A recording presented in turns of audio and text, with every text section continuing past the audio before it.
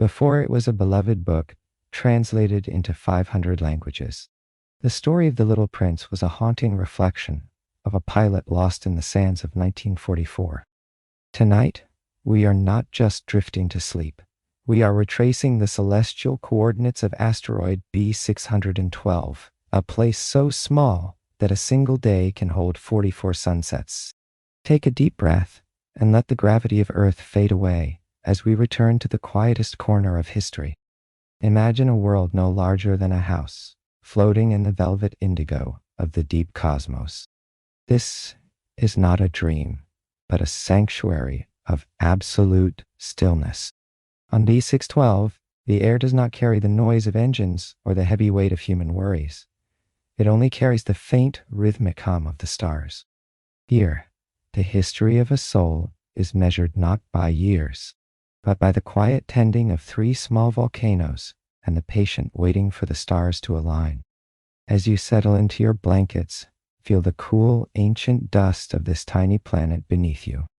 You are no longer a passenger of time, but the guardian of a silent, starlit kingdom where every breath draws you deeper into the peace of the infinite.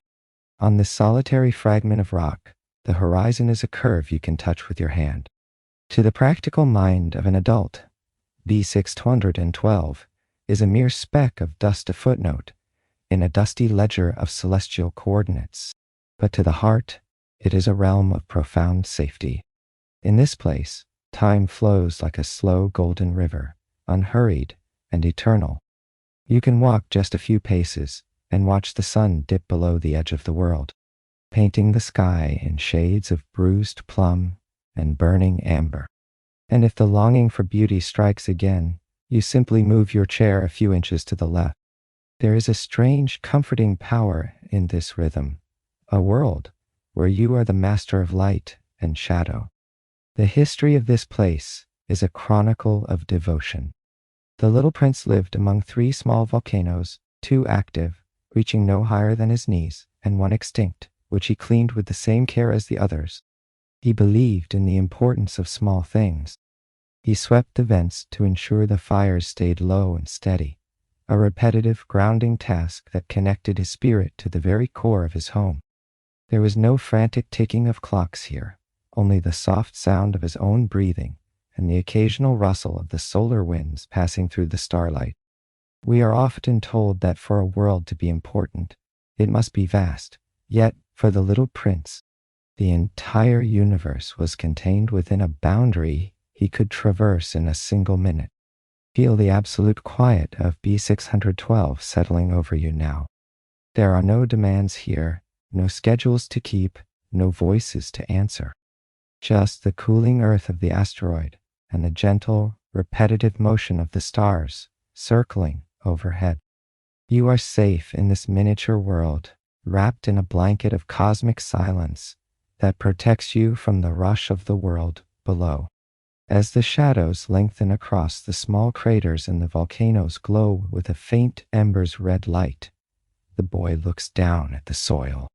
Among the usual sprouts, he notices something different, a tiny green shoot that does not belong to the invasive baobabs he fears. It is delicate, trembling slightly in the starlight, and it requires a kind of attention he has never given before. It was the first sign of a life that would change his history forever, a secret growing in the dark soil that was about to bloom into a magnificent, troubling mystery. Before we can understand the silence of the stars, we must understand the noise of the world that the Little Prince left behind. This is the history of a gifted boy who, at the age of 6, decided to become an artist. He did not draw the sun, or the flowers, or the faces of his family. Instead, he captured a primal scene of nature, a boa constrictor digesting an elephant. To the boy, it was a masterpiece of hidden layers and internal truths. But when he showed this drawing number 1 to the adults, they did not see a predator or a meal. They saw a hat. The tragedy of growing up is often the loss of X-ray vision for the soul, confused by their inability to see the story within the ink. The boy created drawing number 2, a cross-section of the snake, so the elephant inside was visible and obvious. He laid the truth bare, yet the adults only shook their heads. They told him to put away his crayons and focus on geography, arithmetic, and grammar. They traded the infinite possibilities of the imagination for the rigid safety of facts and figures. And so, the artist became a pilot. He learned to navigate by the stars instead of drawing them, soaring high above the cottony clouds where the weight of gravity and the weight of adult expectations seemed to disappear. For years, the pilot lived a solitary life in a world of sensible people. He carried his drawing number 1 in his pocket like a litmus test. Every time he met a grown-up who seemed clear-sighted, he would show them the picture of the boa constrictor. And every time, without fail, the adult would say, "That is a very nice hat."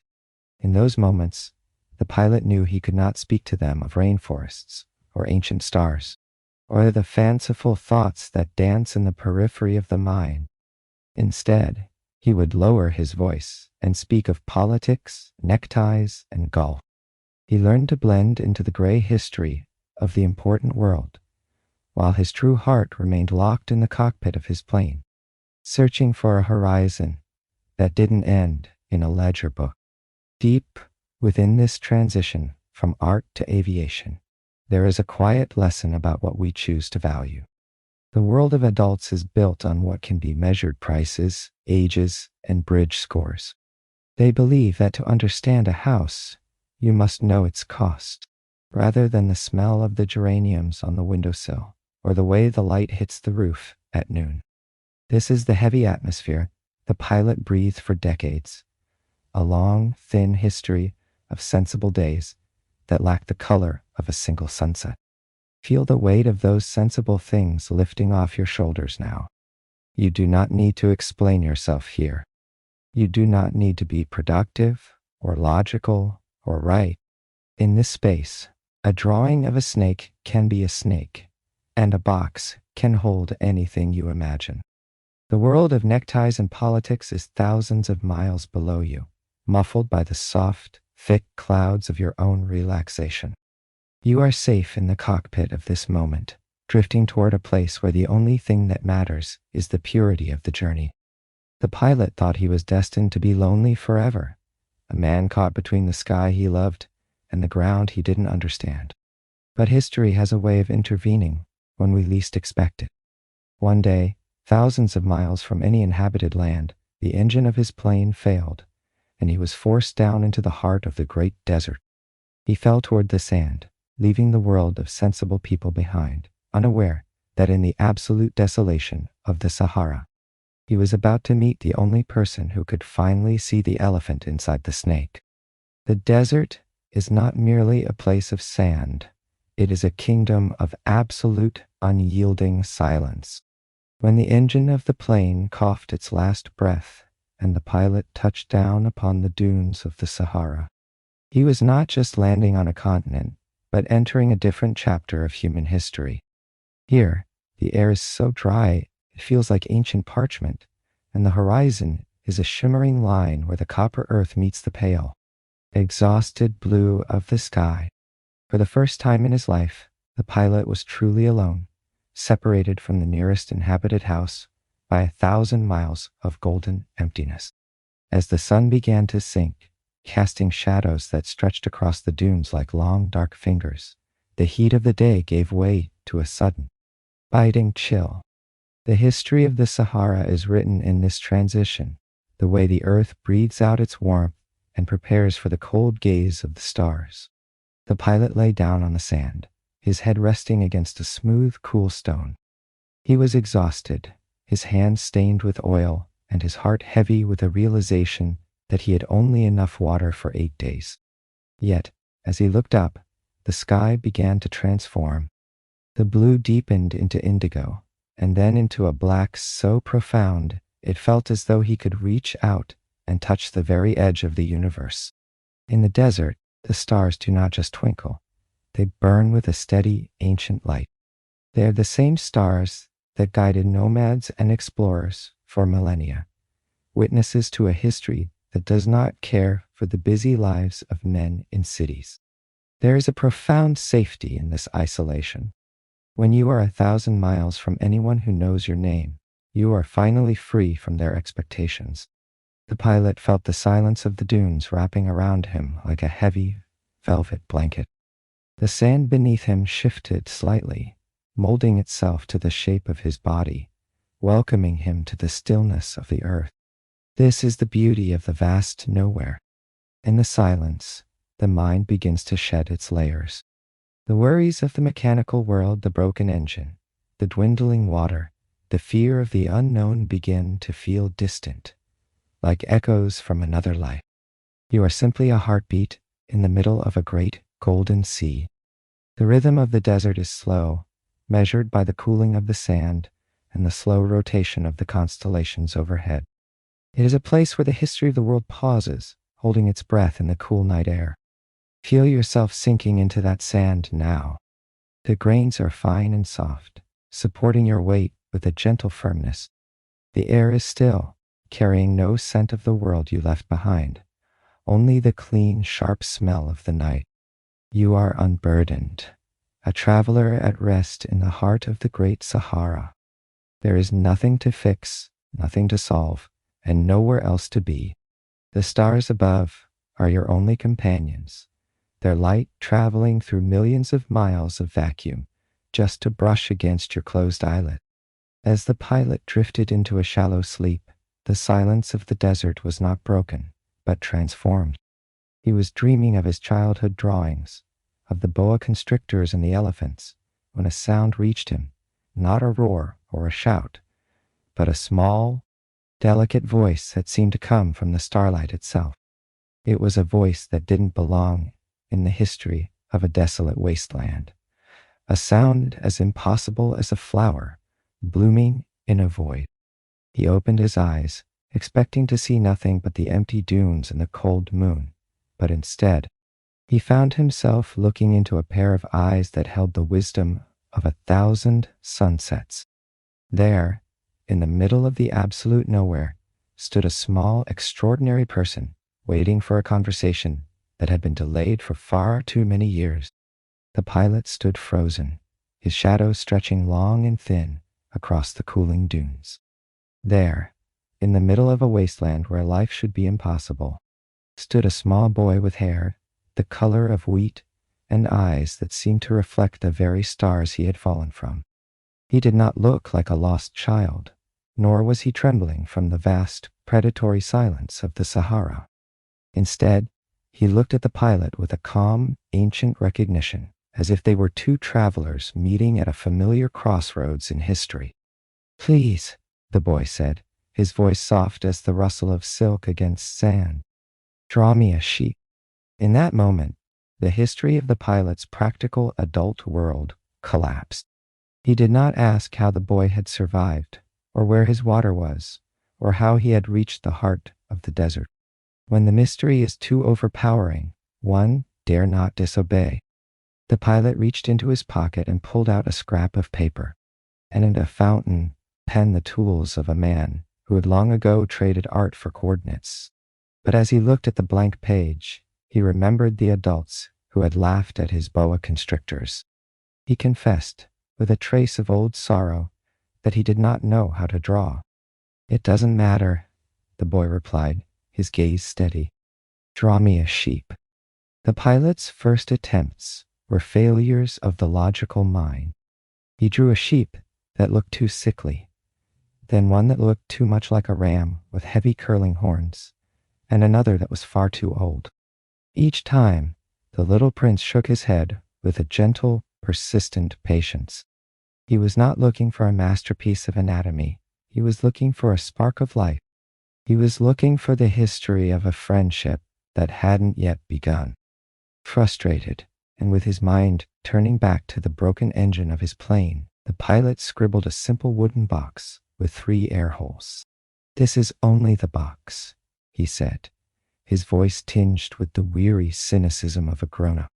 "The sheep you asked for is inside." He expected the boy to be disappointed, to reject the empty space. But to his amazement, the little prince's face lit up with a radiant golden joy. He leaned over the paper, his eyes tracing the lines of the box as if he could see through the very fibers of the wood. "That is exactly the way I wanted it," he exclaimed. "Do you think he will need much grass? 'Cause where I live, everything is very small." In that moment, the pilot realized that the most important truths are not drawn with ink, but with the courage to believe in what remains unseen. The box was not empty. It was a vessel for infinite possibility, a quiet history of a creature that only the heart could perceive.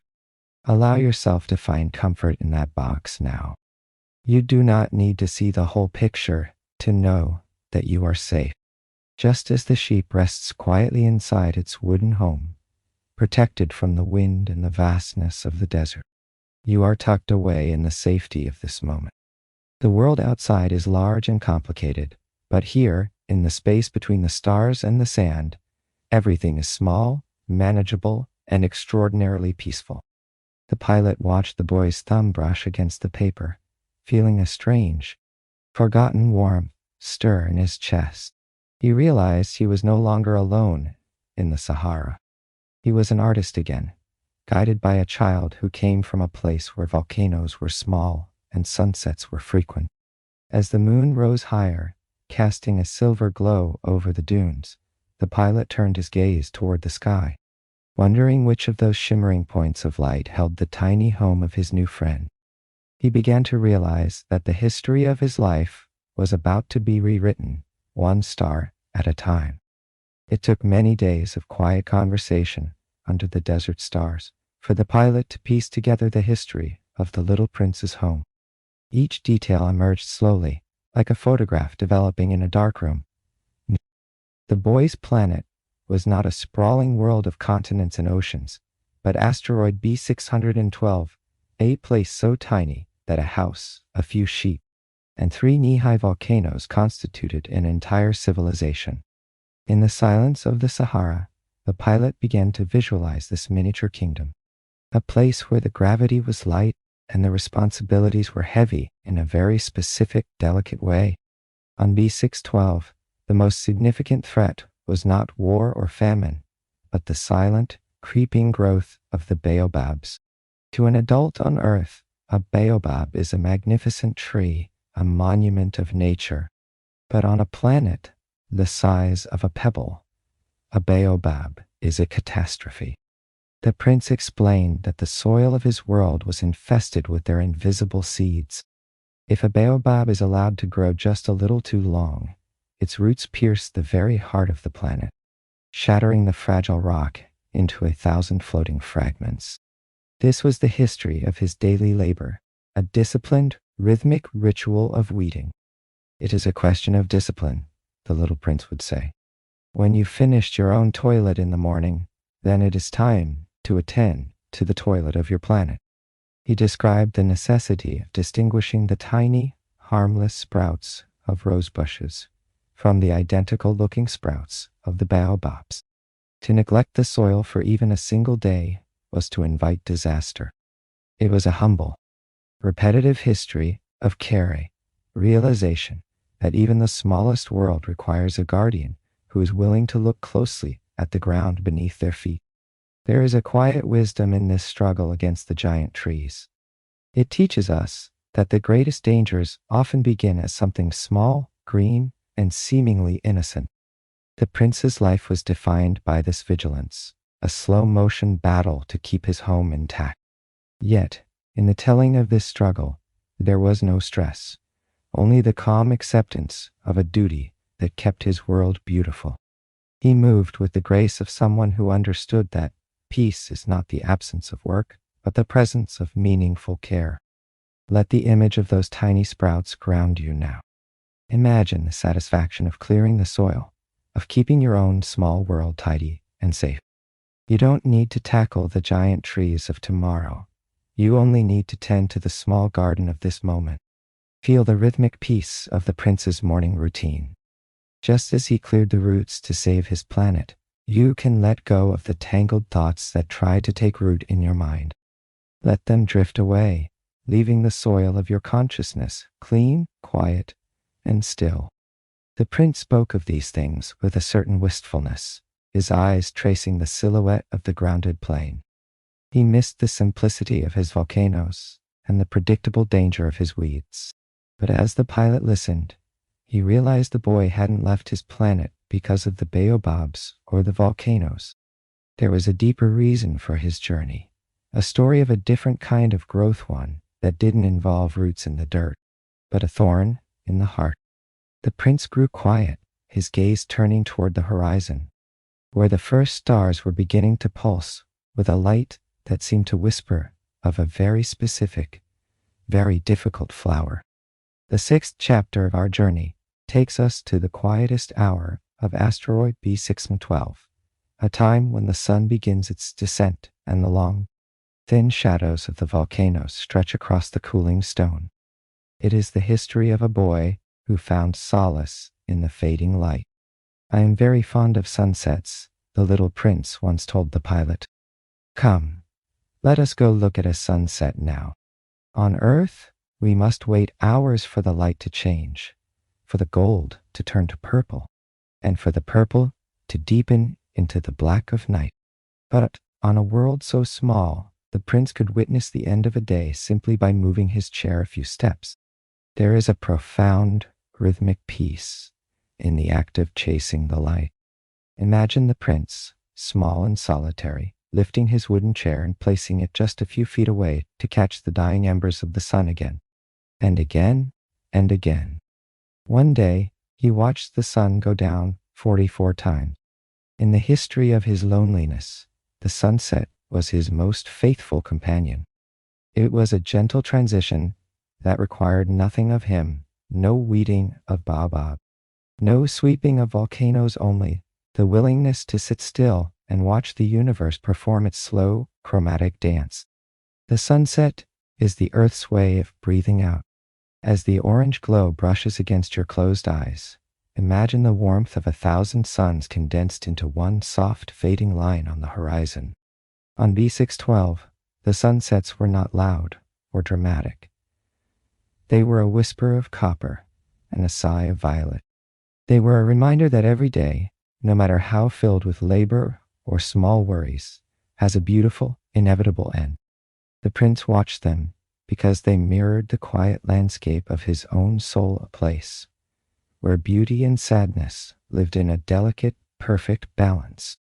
Feel that balance within yourself now. You are moving with the prince, shifting your chair just enough to stay in the warmth of the fading light. The day is behind you, its history written and shelved. There is no need to look back at the morning or worry about the dawn. There is only this golden moment where the air grows cool and the first faint pulse of the stars begins to appear in the east. You are the observer of your own horizon, safe in the knowledge that the light will always return, but for now, the darkness is a gift of rest. The prince's love for the sunset was a preparation for the silence of the night. He understood that to truly appreciate the stars, one must first learn to let go of the day. As the 44th sunset dipped below the edge of his tiny planet, he sat in the deepening blue, his golden hair catching the final glint of light. He was waiting for something more than just the stars. He was waiting for the moment when the cooling air would carry the scent of a hidden passenger creature that did not grow from the ancient soil like a weed, but arrived like a miracle, wrapped in a mantle of petals and thorns. The history of his solitude was ending, and the history of his heart was about to begin. The history of asteroid B612 changed forever on the day the seed of a rose arrived from an unknown corner of the cosmos. For a long time, the little prince had watched it grow. It was not like the modest, nameless flowers that graced the planet for a single day before vanishing into the grass. This new sprout was deliberate. It took its time to dress itself, choosing its colors with a precision that bordered on the sacred. It did not wish to emerge rumpled like a common poppy. It wanted to appear only in the full radiance of its beauty. This was the history of a slow unfolding, a long, quiet wait for a miracle that refused to be rushed. Then, one morning, exactly at sunrise, she revealed herself. The prince, who had been tending to his volcanoes, stopped in his tracks, breathless. There, bathed in the first golden light of the day, was a creature of such crimson perfection that it felt as though the stars themselves had finally decided to bloom. "Oh, I am scarcely awake," the flower said, yawning with a delicate vanity. "I beg your indulgence. My petals are still untidy." The prince could not contain his admiration. "How beautiful you are," he whispered, and the flower, with a touch of regal pride, replied, "Am I not? And I was born at the same moment as the sun." But beauty, as the prince soon discovered, often comes with the sharp edge of a thorn. The rose was not merely a flower. She was a complicated history of needs and whims. She was terrified of drafts, demanding a glass screen to protect her from the night air. She spoke of her 4 thorns as if they were weapons capable of fending off tigers, though there were no tigers on B612. She was demanding, coquettish, and at times profoundly difficult. Yet, beneath her vanity lay a fragility that the prince was only beginning to understand. She was a solitary being in a vast universe, using her thorns to hide the fact that she was afraid of the very wind that carried her scent. This is the nature of a new bond, the way we learn to navigate the thorns of those we love. The prince spent his days fetching water, adjusting the screen, and listening to her stories. His quiet, rhythmic life of weeding and sweeping had been interrupted by the erratic, beautiful pulse of another soul.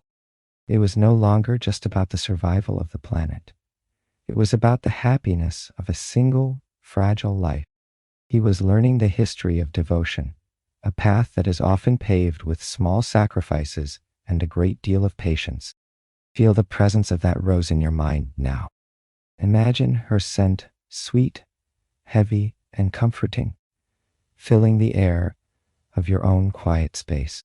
You are like the prince, watching over something precious and delicate. There is no need to worry about the thorns or the demands of the world.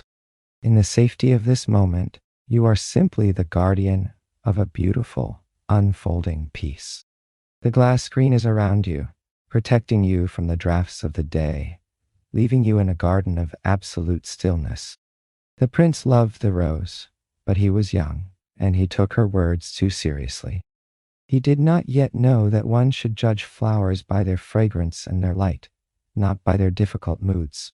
He felt a growing restlessness, a need to understand the vastness beyond his 3 volcanoes and his single, complicated flower. As he looked at his rose sleeping under her glass globe, he realized that to truly appreciate her, he might first have to leave her. The history of their friendship was reaching a turning point, a quiet departure that would lead him across the stars, searching for a truth that was standing right in front of him all along. The time had come for the little prince to depart. He believed that to understand the history of his heart, he first had to understand the history of the universe. On the morning of his escape, he took advantage of a migration of wild birds to leave his planet behind. But before the flight, he performed his final rhythmic rituals with a heavy, deliberate care. He cleaned his 2 active volcanoes one last time, ensuring their fires would burn low and steady. He even swept the extinct volcano, for, as he told the pilot, one never knows. It was a history of closure, a quiet tidying of a life that had become too small for the questions growing inside him. When he went to say goodbye to the rose, the silence between them was heavier than any word. He watered her one last time and reached for the glass globe to shield her from the night. But the flower refused it. "I don't need that screen anymore," she said, her voice surprisingly steady. "The night air is good for me. I am a flower." There was no bitterness in her tone, only a newfound dignity. She had realized that her vanity had been a cage, and his departure was her own kind of liberation. "Don't linger like this," she whispered. You have decided to go. So go. She did not want him to see her cry. She was a very proud flower, and her history was now her own to write. The prince felt a pang of regret as he rose into the indigo sky, the golden thread of his scarf fluttering in the solar wind. As B612 shrank into a tiny point of light, he realized that he had protected her, not because she was strong, but because she was fragile. Yet, the momentum of the birds pulled him forward, away from the smell of the rose, and toward the unknown. He was entering the vast history of the stars, a journey that would take him through 6 different worlds, each inhabited by a solitary soul who had forgotten how to look at the sunset. Feel the sensation of rising now, weightless and free. The ground of your own small planet is falling away, and the air around you is cool, thin, and infinitely peaceful. You are drifting with the prince, leaving behind the complications of the day. The glass globes and the thorns of life are far below you. Here, in the open space between worlds, there is only the gentle pull of the stars and the rhythmic beating of wings. You are safe in this transit, suspended in a velvet void, where the only task is to observe the light. The first stop on his celestial map was a nearby asteroid, home to a king who sat upon a simple yet majestic throne. The king wore a robe of royal purple ermine that covered the entire planet, leaving no room for anything else. In the king's mind, the history of the universe was a history of obedience. He believed he ruled over everything, the stars, the planets, and even the passing comets. Approach, the king commanded as the prince landed, so that I may see you better. But as the prince looked around the tiny cramped world, he saw no subjects, no servants, and no kingdom to govern. The king was a monarch of shadows, a man who issued reasonable orders only to things that were already happening. He commanded the sun to set, but only at the exact moment of twilight. He was a prisoner of his own authority, a lonely soul who mistook the silence of his planet for the loyalty of a nation. The prince watched the king with a quiet sadness, realizing that power, when it has no one to serve, is just another form of solitude. He prepared to move on, his gaze already searching for the next speck of light in the distance, wondering if the next history he encountered would be as empty as a throne in the dark. The second asteroid the little prince visited was inhabited by a conceited man. In his history, the universe was not a place of stars or physics, but a vast, silent audience waiting to applaud him. He wore a magnificent, pointed hat, not for warmth or protection, but to tip it in a grand gesture of acknowledgement to anyone who might happen to look his way. Ah, a visit from an admirer, he exclaimed the moment the prince's feet touched the dust of his tiny world. To the conceited man, every person was a fan, and every word spoken was a request for his autograph. It was a curious, repetitive history of vanity. He asked the little prince to clap his hands together, and as the sound echoed in the thin air, the man raised his hat with a flourish of practiced humility. The prince, ever polite, clapped again. The hat went up again. But after 5 minutes of this rhythmic theater, the prince grew tired of the monotony. What should one do to make the hat fall off? He asked. The conceited man did not hear him. To the vain, the only sounds that exist are the echoes of their own praise. He lived in a world where the mirror was the only window, and the history of his life was a single, looping reel of a performance for no one. There is a strange, quiet exhaustion in the pursuit of being noticed. As the prince watched the man tip his hat into the void, he realized that vanity is a heavy cloak that offers no warmth. The conceited man was a prisoner of his own reflection, trapped on a planet where his only subject was his own shadow. He had forgotten how to look at the stars for their own sake. He only saw them as stage lights designed to illuminate his profile. The prince sighed, the sound lost in the absolute stillness of the vacuum. He was learning that some people travel across the universe only to remain exactly where they started inside their own head. Feel the weight of other people's opinions lifting away from you now. In this space, you do not need to be admired. You do not need to perform or impress or be seen. Like the stars that shine whether anyone is looking or not, your value is quiet and inherent. The clapping hands and the tipped hats of the world are fading into the distance, replaced by the honest, unadorned silence of the cosmos. You are free to be invisible, to be still, and to simply exist without the burden of an audience. The prince left the conceited man to his lonely applause, his golden scarf trailing behind him like a comet's tail. He was beginning to find the grown-ups of the universe to be very, very strange. Their histories were built on things that could be lost thrones, hats, and the fickle breath of praise. As he drifted toward the third planet, a dark and somber asteroid, he hoped to find a reason for the things he had seen. But instead, he found a man slumped over a table covered in empty bottles and full bottles. A man whose history was written in the bitter ink of regret. The prince approached him softly, the light of his curiosity dimmed by the heavy atmosphere of a soul that had forgotten how to forgive itself. The third planet was inhabited by a tippler, a man whose history was a silent, circular prison of his own making. When the little prince arrived, he found the man sitting in a gloom of empty bottles, his head bowed as if the weight of the air itself was too much to bear. "What are you doing there?" the prince asked, his voice a soft ripple in the heavy silence. "I am drinking," the tippler replied, his tone as flat as the horizon of a forgotten world. "Why are you drinking?" the prince continued, seeking a logic that did not exist. "To forget," said the tippler. "To forget what?" "To forget that I am ashamed." The prince, feeling a sudden chill in his heart, asked the final question. "Ashamed of what?" And the tippler, closing the circle of his own despair, whispered, "Ashamed of drinking." In this brief, tragic history, there was no beginning and no end, only a loop of sorrow that fed upon itself. The man was not fighting a war against an outside enemy.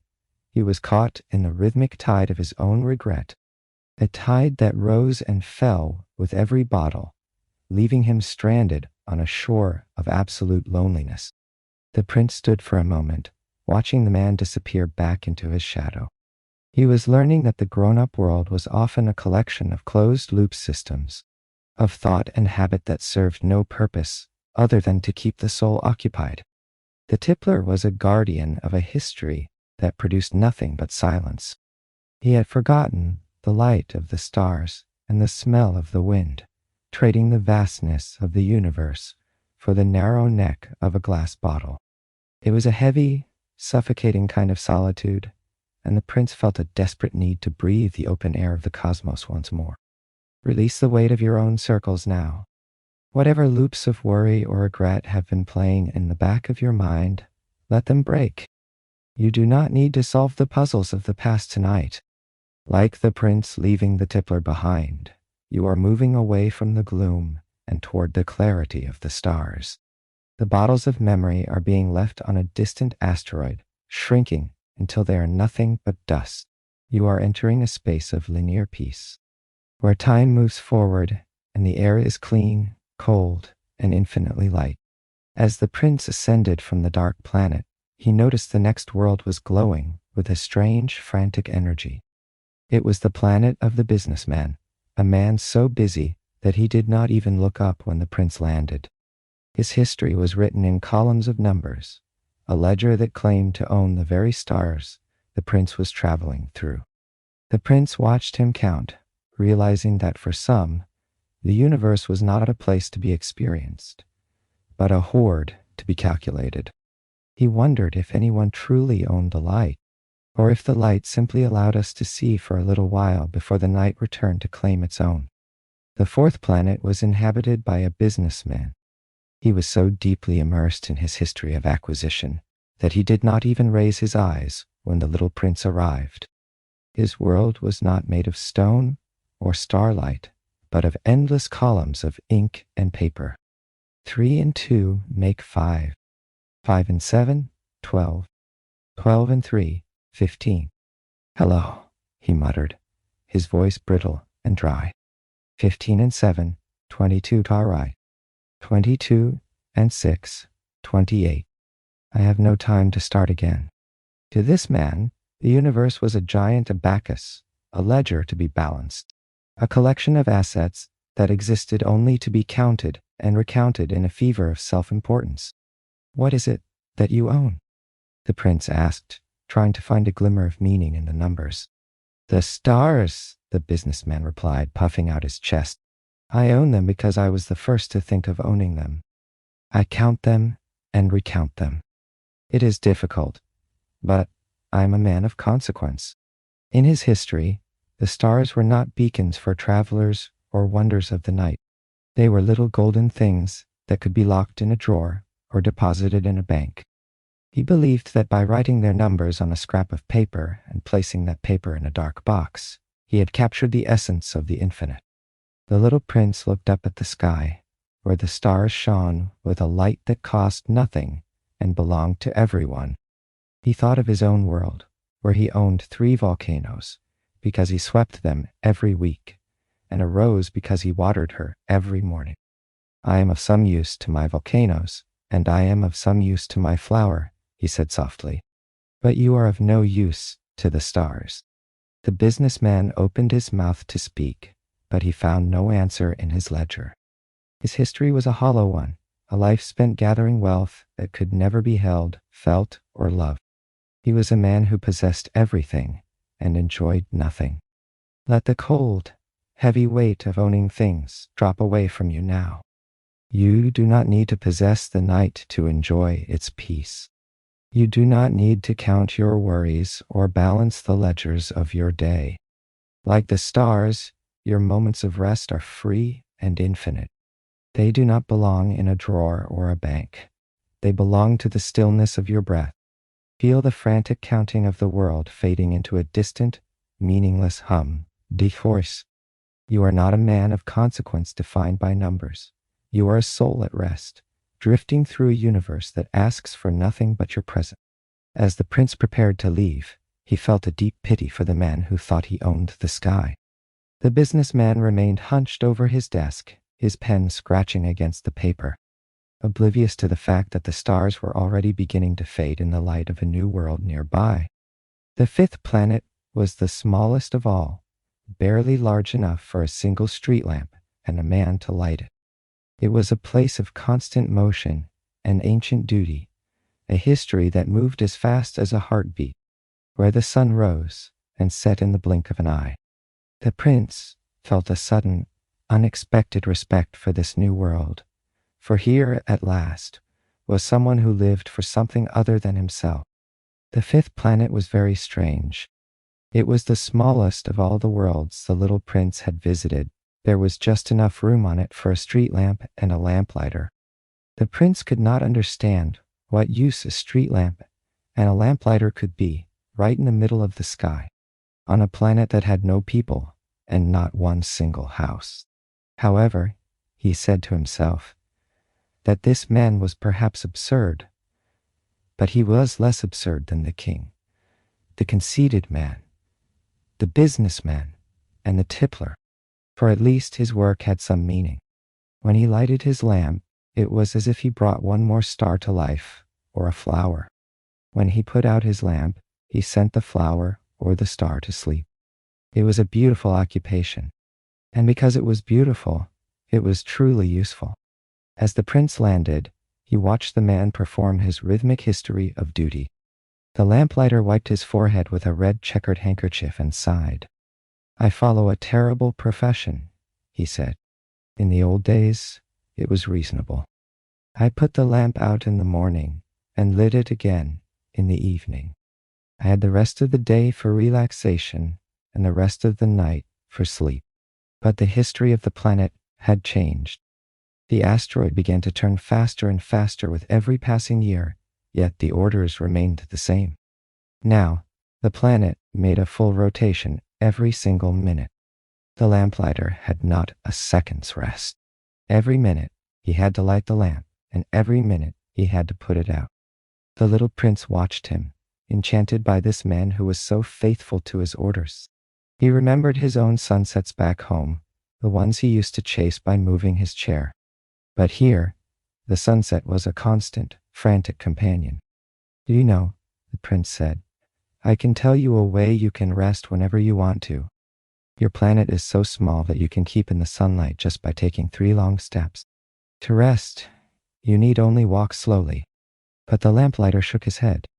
What I love in life is to sleep, he said, and that is the one thing my planet no longer allows. He continued his work, his silhouette flickering against the stars, a solitary guardian of a light that was born and extinguished 60 times an hour. There is something noble in a life lived for a purpose beyond oneself. Even if the task seems endless, even if the rhythm is exhausting, the lamplighter represented a history of devotion. He was the only one of the grown-ups who did not seem ridiculous to the prince, because he was thinking of something other than his own importance. He was tending to a light for the sake of the light itself. Yet, his world was too small for two. There was no room for a friend, only for the lamp and the shadow of the man who served it. Feel the steady, flickering rhythm of that lamp now. Imagine the soft click of the lighter and the warm glow that blooms and fades in the dark. You are not bound by the frantic rotation of the lamplighter's world. Your planet has slowed down, the sun has set, and the orders of the day have been fulfilled. You have permission to do what the lamplighter could not. You have permission to sleep. Let the image of the faithful lamplighter remind you that the world is being looked after, that the stars are being lit by others, and that your only duty now is to surrender to the stillness. The prince felt a pang of regret as he prepared to leave.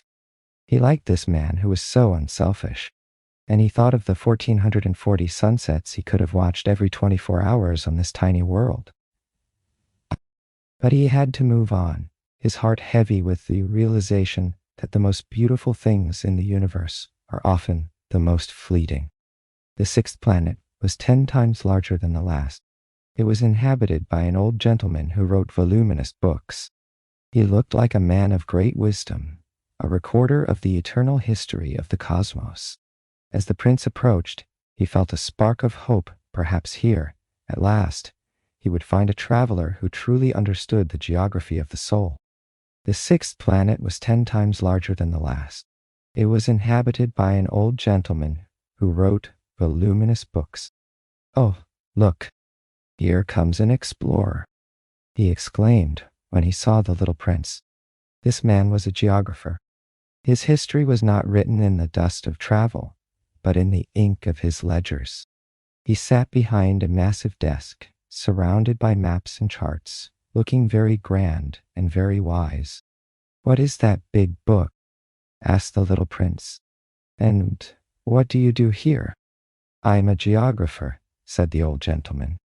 A geographer is a scholar who knows the location of all the seas, the rivers, the towns, the mountains, and the desert.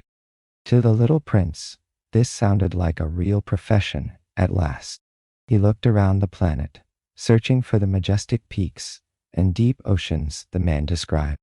But the planet was as dry and silent as a bone. Your planet is very beautiful, the prince said. Does it have any oceans? I couldn't tell you, said the geographer. And mountains, towns, rivers? Couldn't tell you that either, the geographer repeated. I am a geographer, but I am not an explorer. I haven't a single explorer on my planet. In the geographer's history, the world was something to be recorded, not experienced. He waited for others to bring him their stories, to describe the height of the cliffs and the depth of the valleys. He stayed at his desk, believing that his books were the only things that truly mattered, because they dealt with things that were eternal. A mountain does not move, he explained. An ocean does not go dry. We write of eternal things. When the prince spoke of his rose, the geographer shook his head. We do not record flowers, he said coldly, because they are ephemeral. What does ephemeral mean? asked the little prince, a knot of worry forming in his chest. It means, the geographer replied, that which is in danger of speedy disappearance. For the first time, the prince felt a sharp pang of regret. His flower was ephemeral. She had only 4 thorns to defend herself against the world, and he had left her all alone on his planet. The geographer's history of eternal things suddenly felt hollow and cold. What use is a mountain that never moves if it cannot feel the scent of a rose or the warmth of a sunset?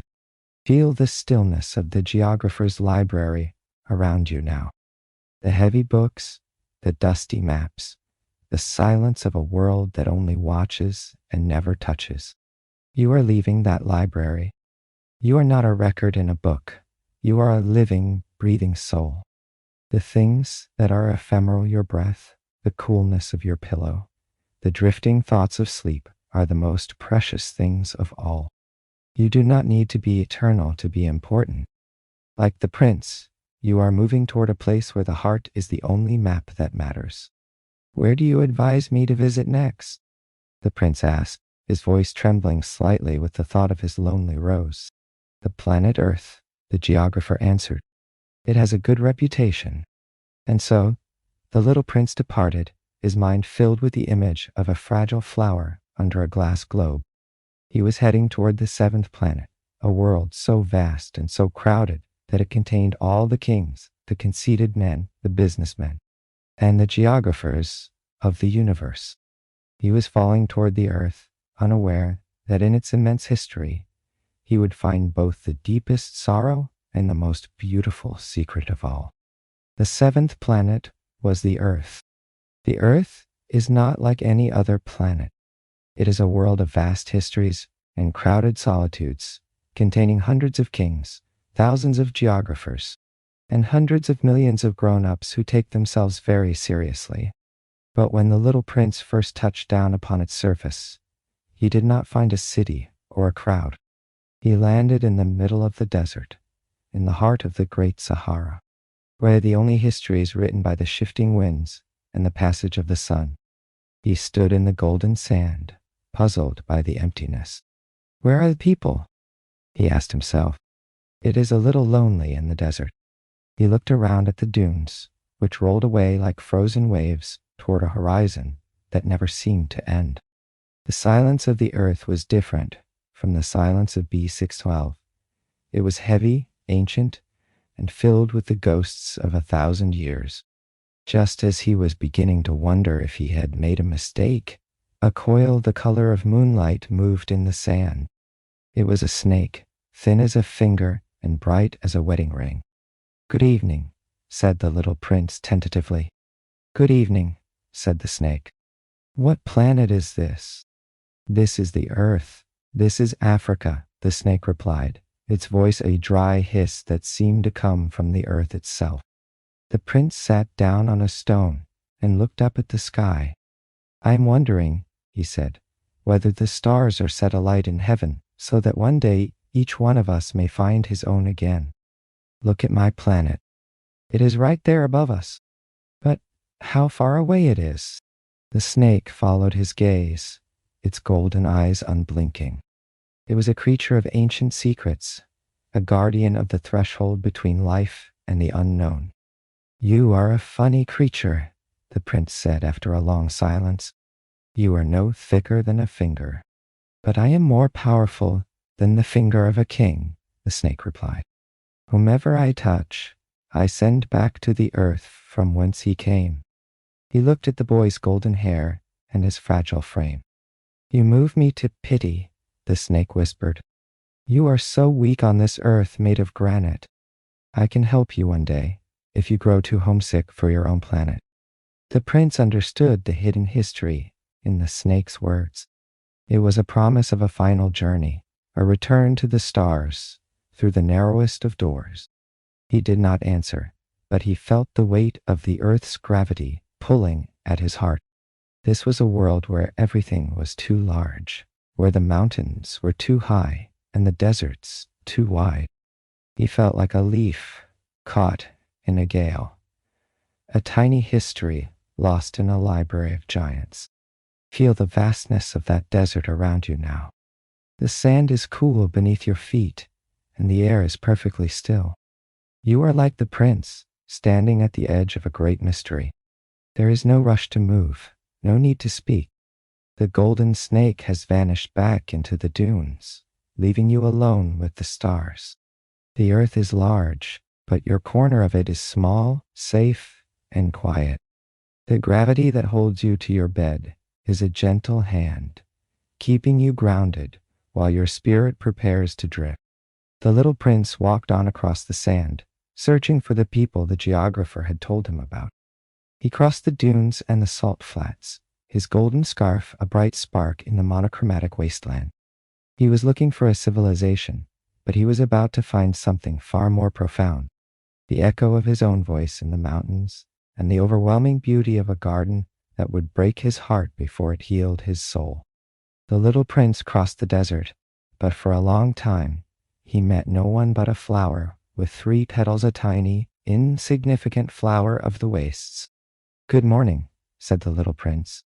"Good morning," said the flower. "Where are the people?" the little prince asked, politely. The flower, who had seen a caravan pass by once, many years ago, replied, "People? I believe there are 6 or 7 of them in existence. I saw them years ago, but one never knows where to find them. The wind blows them away. They have no roots, and that makes their history very difficult for them." The prince continued his journey, climbing a high mountain. On his own planet, the only mountains he knew were the 3 volcanoes that reached his knees. From a mountain as high as this one, he thought, he would be able to see the whole planet and all the people at a single glance. But when he reached the summit, he saw nothing but needles of rock, sharp and jagged. "Good morning," he said, hopeful. "Good morning," the echo answered. "Who are you?" said the little prince. "Who are you?" answered the echo. "What a strange planet," he thought. He thought. "It is altogether dry, and altogether pointed, and altogether salty. And the people have no imagination. They repeat whatever one says to them. On my planet, I had a flower. She always was the first to speak." In the history of his travels, this was the moment of deepest isolation. He stood upon the peak of the world, shouting into a void that only gave him back his own loneliness. The earth felt cold and indifferent, a vast gallery of stone that lacked the warmth of a single living soul. Feel the vast, cool air of the mountain peak around you now. The wind is a gentle whisper, carrying away the echoes of the day. You are standing above the world, far from the noise and the crowds that have no root. There is no need to speak, for the silence here is not empty. It is a space for your own spirit to expand. Like the prince, you are realizing that the world is much larger than you imagined. But in that vastness, there is a singular peace. The jagged rocks of worry are softening in the moonlight, turning into smooth, silver slopes of rest. He descended from the mountain, walking for a long time through sand and rocks and snow, until at last he found a road. And all roads in the history of the earth lead to the abodes of men. He came upon a garden hidden behind a high wall, and when he looked over the edge, he froze. The garden was filled with roses, 5,000 of them, all blooming at once, their scent heavy and sweet in the morning air. He felt a sudden, sharp pain in his chest. His flower had told him that she was the only one of her kind in all the universe. And here, in a single garden, were 5,000 just like her. He felt very unhappy. His beautiful rose had lied to him. She was not a miracle, but a common flower. He lay down in the grass and cried, for the history of his devotion felt like a hollow dream. But it was in this moment of broken pride that the earth was preparing to show him its greatest treasure, a flash of orange fur in the grass, and a voice that knew the secret of how to make the world small again. The little prince lay in the grass for a long time, his heart heavy with the weight of 5,000 identical roses. The history of his planet, B612, suddenly felt like a tiny, insignificant dream. If his flower was only one of many, then his 3 volcanoes and his daily weeding were not the grand duties of a prince, but the chores of a common gardener. It was in this moment of profound disillusionment, when the earth felt too vast and his own life too small, that a voice drifted through the leaves of an apple tree. "Good morning," said the voice. The little prince raised his head, but he saw no one. "I am here," the voice continued, "under the apple tree." "Who are you?" the prince asked.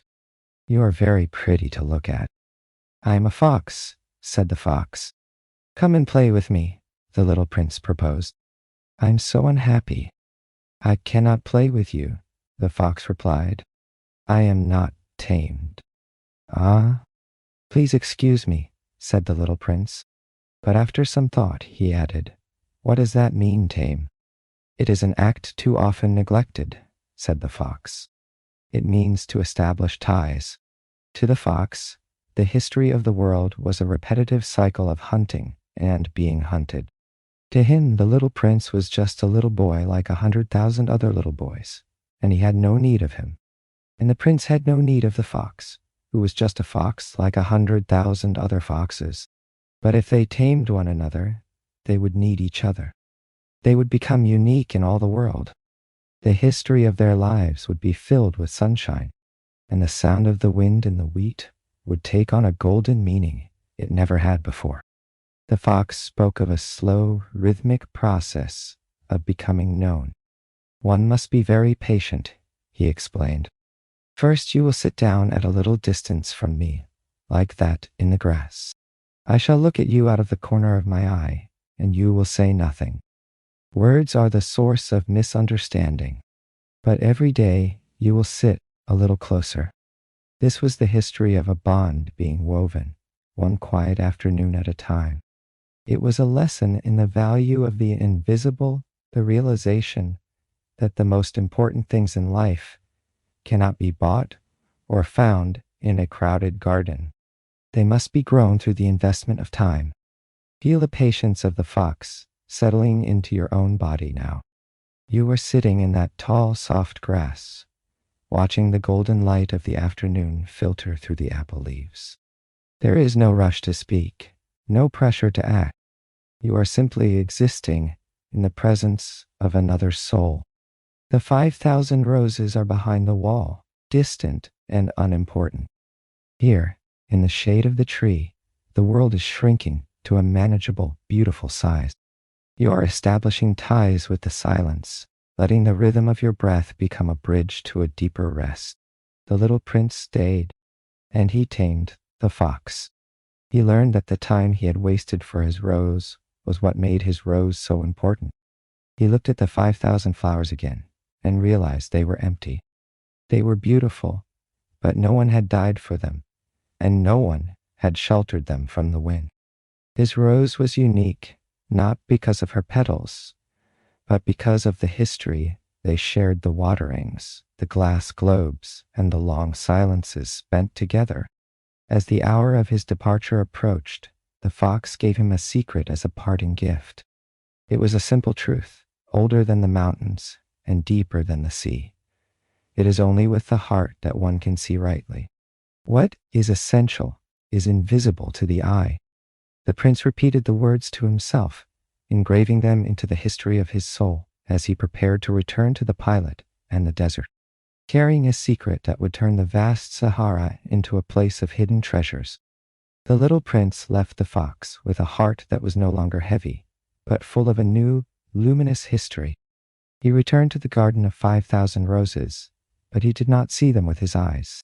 He saw them with the secret the fox had given him. "You are beautiful, but you are empty," he told them. "One could not die for you." He realized that his rose, back on B612, was indeed the only rose in the world, because she was the one he had tamed. The history of their squabbles, her vanity, and even her silence was what gave her substance. She was his, and that made her a miracle. As he walked back toward the spot where he had first fallen to earth, he met a railway switchman. The switchman stood in a small cabin, pulling levers that sent great illuminated trains roaring past, first to the right, then to the left. "What are they looking for?" the prince asked, as the thunder of the wheels shook the very ground beneath his feet. "Not even the engineer knows," the switchman replied. "They are pursuing nothing at all. They are asleep in there, or else they are yawning. Only the children are flattening their noses against the window pane." In the history of these travelers, there was no destination, only motion. They were rushing through the night in search of something they had already left behind.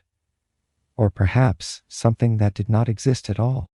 They had forgotten how to look at the stars or the grass. They were grown-ups who believed that speed was the same as progress, and that being busy was the same as being alive.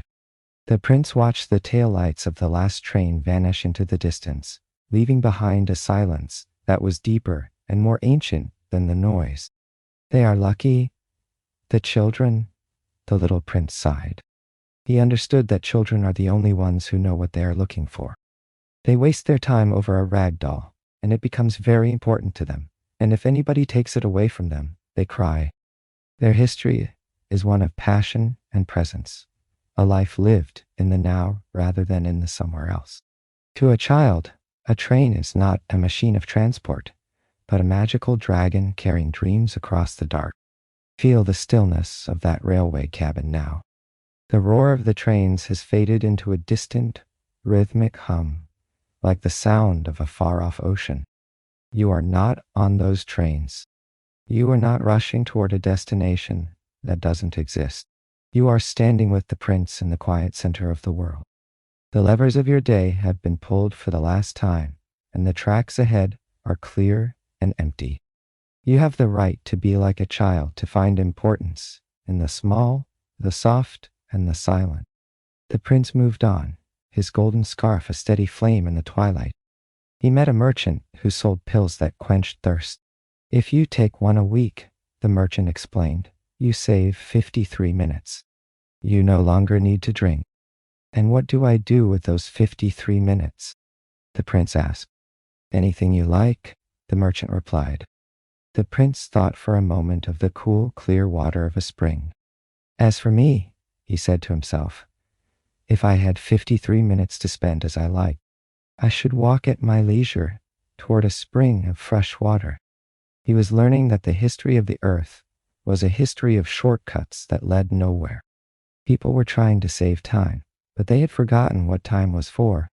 As he reached the 8th day of his journey in the desert, his own supply of water had run out. He turned to the pilot, who was still struggling with his broken engine, and suggested they go in search of a well. It seemed an impossible history to find water in 1,000 miles of sand. But the prince knew that the desert is beautiful because somewhere it hides a well.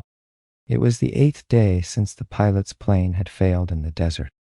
They had drunk the last drop of their water supply, and the history of their survival was now written in the heat of the sun and the vast, indifferent sand. The pilot was exhausted, his mind filled with the technical failures of his engine. But the little prince was looking at the stars. "The stars are beautiful," the boy said, "because of a flower that cannot be seen." The pilot nodded, though his throat was dry. "The desert is beautiful," the prince added, "because somewhere it hides a well." In that moment, the pilot understood the secret of the desert's history. It was not a place of emptiness, but a place of hidden treasures. Whether it is a house, or the stars, or the desert, what gives them their beauty is something invisible. The prince was tired. His eyes closed as the pilot took him in his arms and began to walk. He walked through the night, carrying the small, fragile weight of the boy against his chest. Under the moonlight, the prince looked like a pale treasure, his golden hair a faint glimmer in the dark. "What I see here is only a shell," the pilot whispered to himself.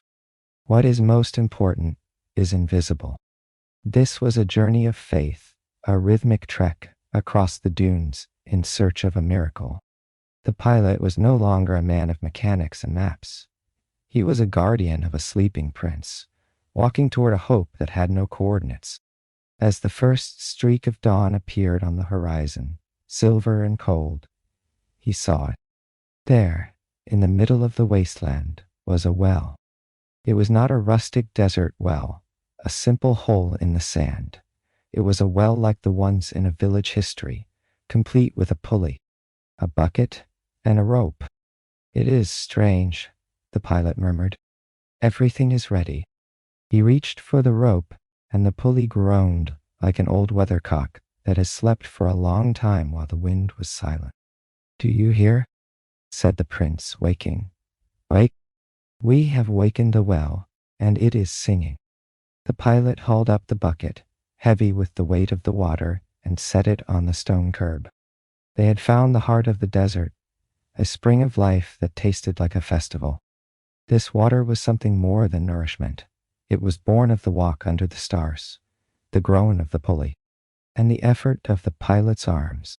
It was a history of a gift, sweet to the soul as a Christmas present. The prince drank with his eyes closed, his throat moving in a soft, rhythmic swallow. He was drinking the realization that his journey was almost over. The water was the final blessing of the earth, a cool, liquid silence that washed away the dust of the stars. Feel the cool, heavy weight of that bucket in your hands now. Imagine the scent of wet stone and the sound of the singing pulley in the morning air. You have reached your own well in the desert. The long walk through the day is over, and the water of rest is waiting for you. It is sweet, it is clear, and it is infinitely deep. Let the rhythm of the water fill your senses, cooling the heat of your thoughts and smoothing the dry edges of your mind. You are safe at the edge of the spring, where the desert history ends and the peace of the water begins. The pilot watched the prince, feeling a strange tightening in his chest.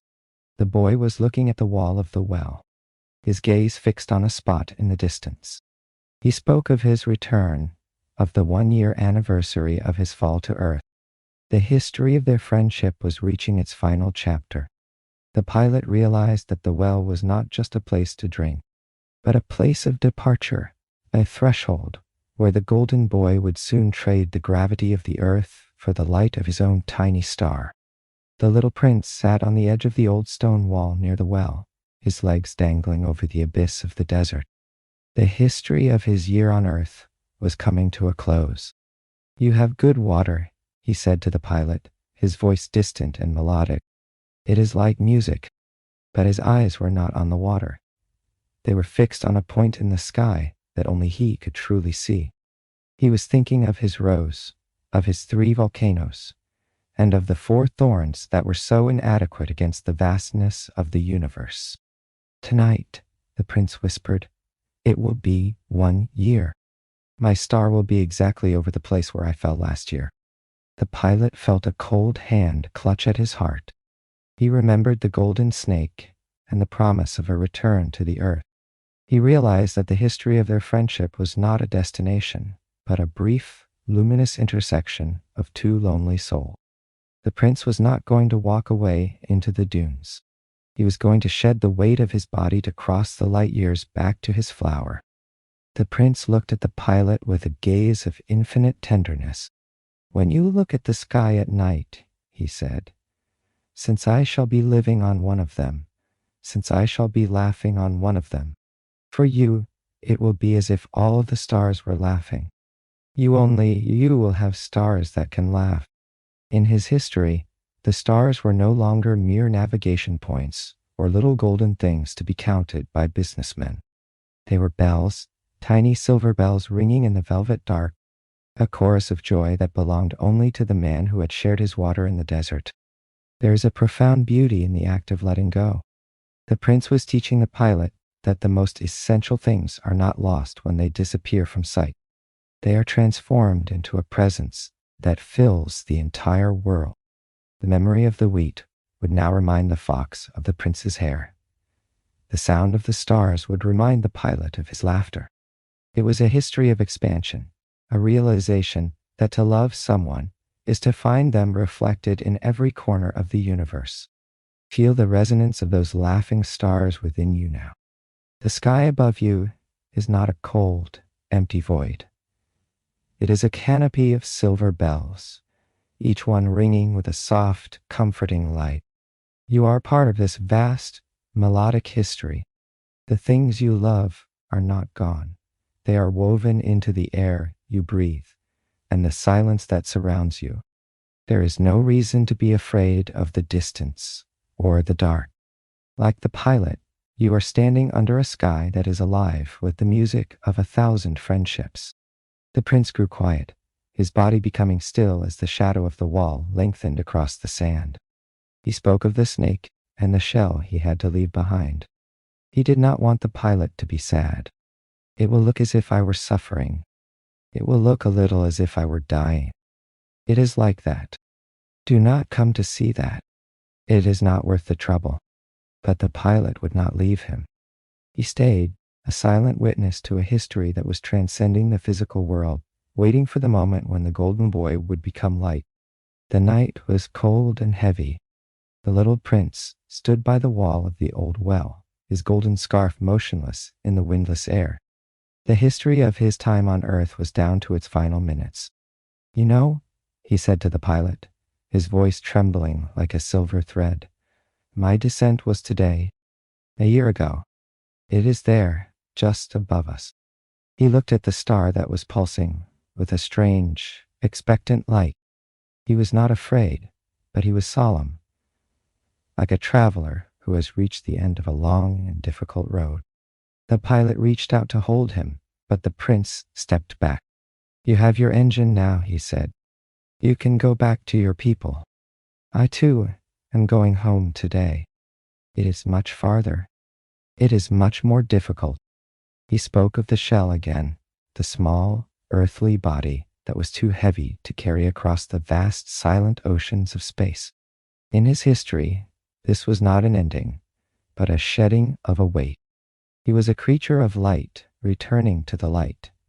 A prince reclaiming his throne among the volcanoes and the roses. There was a flash of yellow at the prince's ankle, as quick as a thought. He did not cry out.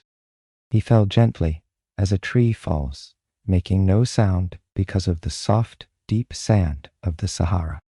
The history of his physical presence on Earth vanished in a single quiet moment. The pilot stood alone under the vast canopy of the sky, the silence of the desert rushing in to fill the space where the boy had been.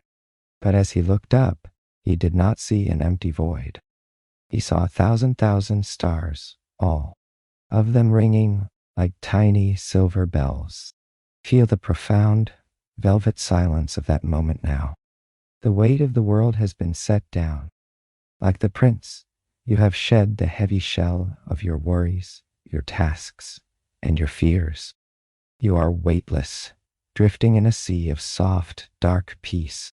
The sand is cool, the air is still, and the stars are watching over you with a gentle, laughing light.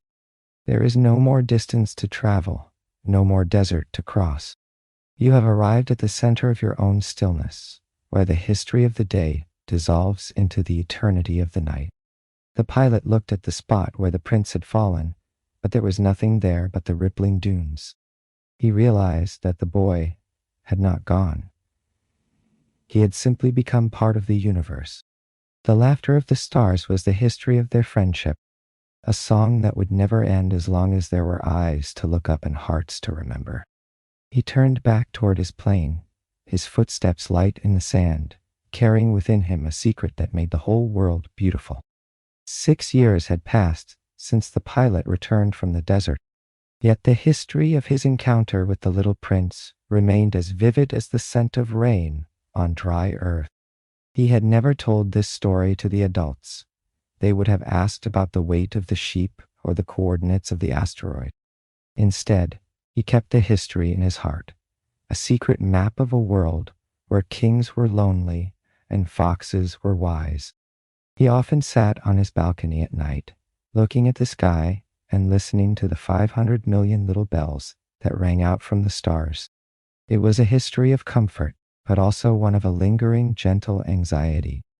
There was one detail that haunted his thoughts, a small, mechanical oversight. In the drawing of the muzzle he had made for the prince's sheep, he had forgotten to add the leather strap. He imagined the prince, back on B612, tending to his 3 volcanoes and his single proud rose.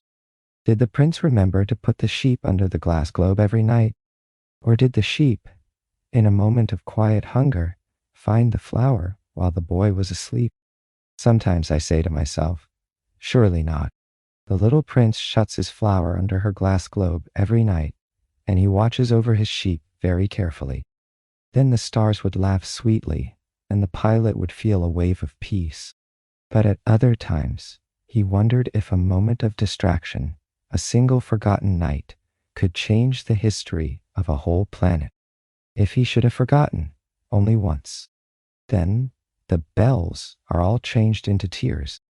This was the great mystery of the universe. For those who loved the little prince, as for the pilot, nothing in the universe could be the same if somewhere, in a place we do not know, a sheep that we have never seen has or has not eaten a rose. It was a history of interconnectedness, a realization that the smallest act on a tiny asteroid could ripple through the hearts of those living millions of miles away. Feel the vast interconnected web of the universe around you now. You are part of this grand, mysterious history. The stars are not just lights. They are witnesses to the love and care you give to the things that are yours. Whether it is a flower, a dream, or a quiet moment of rest, your devotion gives the meaning. Like the pilot, you can look at the sky and know that somewhere, something beautiful is being protected. The uncertainty of the world does not diminish its beauty. It makes the moments of safety and connection even more precious. The pilot looked at the landscape of the desert. He had drawn the 2 lions representing the dunes and the single star hanging above them. To him, it was the loveliest and saddest landscape in the world. It was the place where the little prince had appeared and where he had vanished. He asked that if anyone should travel there, they should not hurry. He asked them to wait a while, right under the star. And if a little man appeared, with golden hair and a refusal to answer questions, they should send word that he had come back. But as the night deepened, the pilot realized that the prince had never truly left. He was in the rustle of the wind, the golden hue of the wheat, and the rhythmic pulse of the stars. The history of their friendship was not a memory of the past, but a living presence in the night. The pilot closed his eyes, the laughter of the 500 million bells lulling him into a state of absolute, starlit grace. He was ready to join his friend in the quiet fields of sleep, where every rose is safe, and every sheep is a companion of the soul. The desert was silent once more, the history of the little prince, now written in the shifting constellations above the Sahara. The pilot had returned to his world, but he was no longer the same man who had crashed into the sand. He carried with him a celestial map that no geographer could ever chart, a map of laughter, of golden wheat, and of a single, fragile rose protected by a glass globe. The air in the desert was cool now, the heat of the day having retreated into the deep ancient stone of the earth. The stars were not merely points of light. They were a vast, rhythmic choir, pulsing with the memory of a boy who knew that the most important things are invisible. In this final history, there is no more seeking, no more traveling, and no more questions. The prince has reached his asteroid, and the pilot has reached his home. The circle is complete.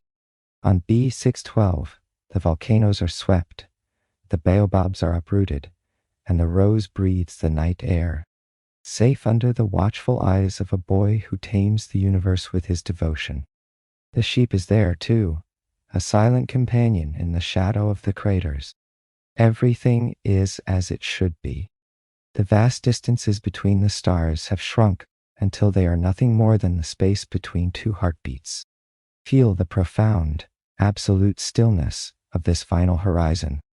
You are drifting now, far beyond the desert, far beyond the crowded streets of the earth. You are a passenger on a beam of starlight, moving toward the quiet fields of the infinite. There is no gravity here to hold you down, no clocks to count the seconds, and no ledgers to balance. You are entering a history of pure light and perfect silence. The laughter of the 500 million bells is softening, turning into a low, steady hum that vibrates in the very center of your being. It is the sound of the universe at rest.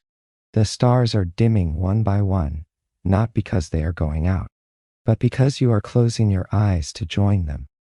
The golden hair of the prince, the velvet petals of the rose, and the orange fur of the fox are all blending into a single, shimmering mist of peace. You are safe in this drift. The well in the desert is singing its last song, a lullaby of cool water and ancient pulleys. The sand is a soft, endless pillow, and the sky is a blanket of indigo silk. You have traveled through 7 worlds to find this moment of arrival. Let the last word of the story fade into the dark. There is nothing left to do but breathe. The little prince is home, and you are home too. The history of the day is over, and the history of the dream is beginning. You are a part of the stars now, a part of the laughter, and a part of the eternal silence. Sleep is the glass globe that protects you, and the morning is a distant star that has not yet risen. Drift now into the velvet void, where the only thing that remains is the invisible, essential peace of the heart.